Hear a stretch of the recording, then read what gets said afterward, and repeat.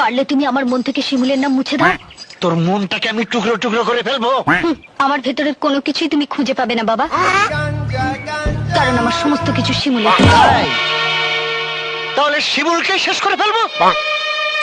শিমুলের কোনো কিছুই তো তার কাছে নেই বাবা, ওর সবকিছু তো আমার কাছে।